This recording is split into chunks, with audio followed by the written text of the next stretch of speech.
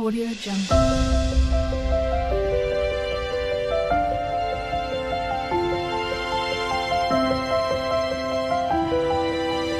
Audio Jungle. അതായത് ഇവിടെ M1 എന്ന് പറഞ്ഞൊരു മാസ്, ഇവിടെ M2 എന്ന് പറഞ്ഞൊരു മാസ് ഓഫ് സബ്സ്റ്റൻസ്. ഇതിന്റെ സെന്ററിൽ നിന്നുള്ള ഡിസ്റ്റൻസ് ആണ് R എന്നിരിക്കുന്നത്, D എന്നിരിക്കട്ടെ. സെന്ററിൽ നിന്നുള്ള ഡിസ്റ്റൻസ് ആണ്, സെന്ററിൽ നിന്നുള്ള ഡിസ്റ്റൻസ് ആണ്. അപ്പോൾ ഈ രണ്ട് വസ്തുക്കൾ തമ്മിൽ ആകർഷിക്കപ്പെടുന്നു. ആ ആകർഷണ ബലം എന്ന് പറയുന്നത് is directly proportional to their product of their masses. അല്ലെങ്കിൽ ആ മാസിന്റെ ഗുണനഫലത്തിന് എന്താണ് ആനുപാതികമാണ്. രണ്ടാമത് നമ്മൾ പറയപ്പെടുന്നത് is inversely proportional to the square of the distance between them. എന്നുവെച്ചാൽ എന്താണ്, അവ തമ്മിലുള്ള ആ രണ്ട് വസ്തുക്കളുടെ സെന്റർ മധ്യത്തിൽ നിന്നുള്ള ഒരു അകലമുണ്ട്, അതാണ് D എന്ന് പറയപ്പെടുന്നത്. ആ ആകർഷണ ബലം എന്ന് പറയപ്പെടുന്നത് എന്തിന് വിപരീത അനുപാതത്തിലാണ്, എന്തിന് ഇൻവേഴ്സ്ലി പ്രൊപ്പോർഷണൽ ആണ്, സ്ക്വയർ ഓഫ് ദി ഡിസ്റ്റൻസ്. അതായത് നമുക്കറിയാം ദൂരം കൂടുന്നതിനനുസരിച്ച് വസ്തുക്കൾ തമ്മിലുള്ള ദൂരം കൂടുന്നതിനനുസരിച്ച് ആ ആകർഷണ ബലം എന്ത് സംഭവിക്കപ്പെടുന്നു, കുറയുന്നു. ഇൻവേഴ്സ്ലി പ്രൊപ്പോർഷണൽ അല്ലെങ്കിൽ എന്താണ് വിപരീത അനുപാതം എന്ന് പറഞ്ഞാൽ എന്താണ് അഫക്ട് ചെയ്യുന്നത്, കുറയുക എന്നുള്ളതാണ് അല്ലേ. ഇത് രണ്ടും കൂടെ നമുക്ക് ഒന്ന് എഴുതാം. നിങ്ങൾ മാത്സ് പഠിച്ചത് അറിയാൻ പറ്റും. F is directly proportional to M1 M2 divided by എന്താണ് D square എന്നുള്ളതാണ്. നമുക്കറിയാം ഫിസിക്സിനകത്ത് ഒരു പ്രൊപ്പോർഷണാലിറ്റി അല്ലെങ്കിൽ ആനുപാതിക സൈൻ മാറ്റണമെങ്കിൽ അവിടെ ഒരു ഈക്വൽ സൈൻ കൊടുക്കണമെങ്കിൽ എന്തുകൊണ്ട് മൾട്ടിപ്ലൈ ചെയ്യണം, ഒരു കോൺസ്റ്റന്റ് കൊണ്ട് മൾട്ടിപ്ലൈ ചെയ്യണം. ഞാനിവിടെ F is equal to G M1 M2 divided by എന്താണ് D square. ഇവിടെ ഞാൻ മൾട്ടിപ്ലൈ ചെയ്ത ആ കോൺസ്റ്റന്റിന്റെ പേരാണ് എന്താണ്, ഭൂഗുരുത്വ സ്ഥിരാങ്കം അല്ലെങ്കിൽ ഇംഗ്ലീഷിൽ ഗ്രാവിറ്റേഷണൽ കോൺസ്റ്റന്റ്. എന്താണ് ഗ്രാവിറ്റേഷണൽ കോൺസ്റ്റന്റ് എന്നുള്ളതാണ്.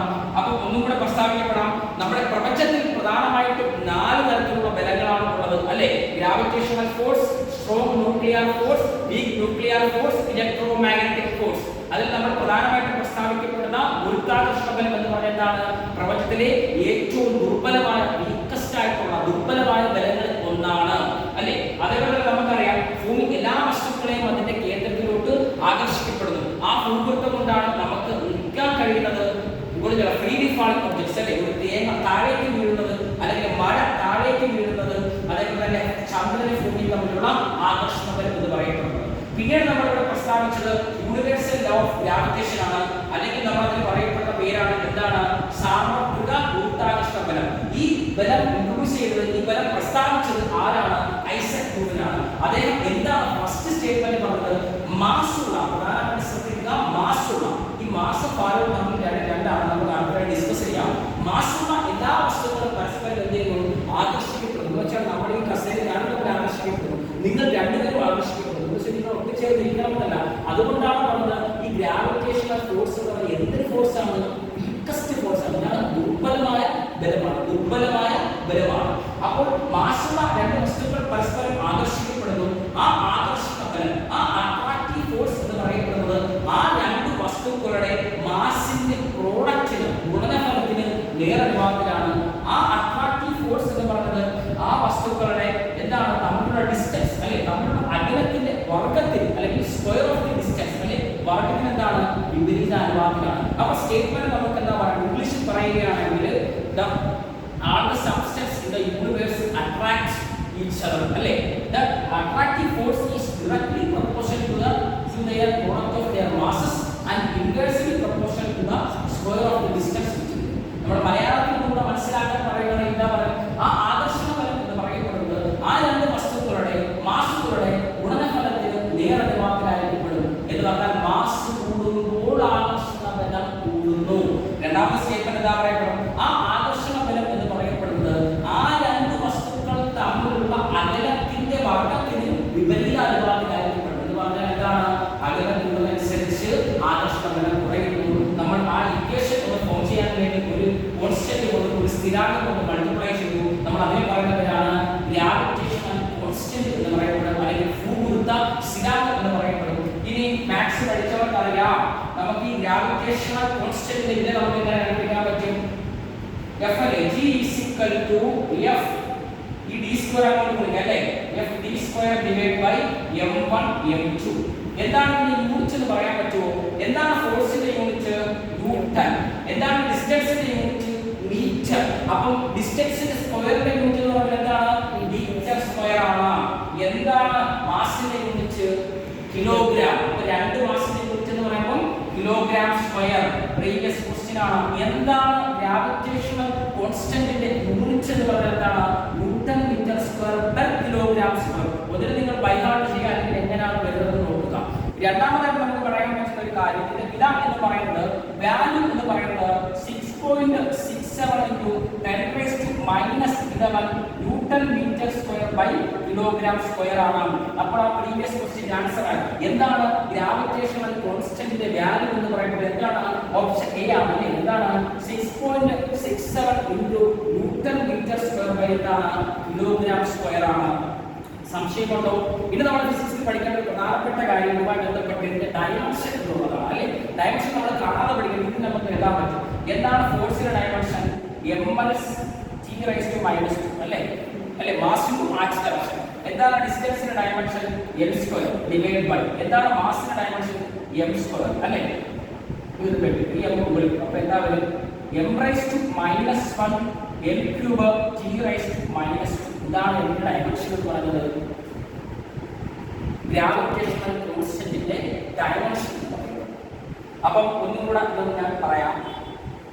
ഗ്രാവിറ്റേഷനുമായി ബന്ധപ്പെടുമ്പോൾ നമ്മുടെ മനസ്സിലേക്ക് ആദ്യം ഓടി വരുന്ന ആളാണ് ഐസക് ന്യൂട്ടൺ.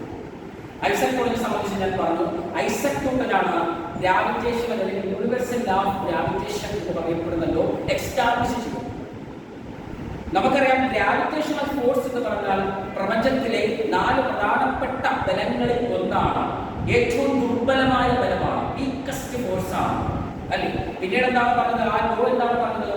എല്ലാ വസ്തുക്കളും പരസ്പരം ആകർഷിക്കപ്പെടുന്നു. എങ്ങനെയുള്ള വസ്തുക്കൾ? മാസുള്ള വസ്തുക്കൾ. മാസുള്ള വസ്തുക്കൾ പരസ്പരം അട്രാക്ട് ചെയ്യപ്പെടുന്നു, ആകർഷിക്കപ്പെടുന്നു. ആ അവിടെ ഉണ്ടാകുന്ന ആകർഷണ ബലം എന്ന് പറയുന്നത് ന്യൂട്ടൺ എന്താണ് പറഞ്ഞത്?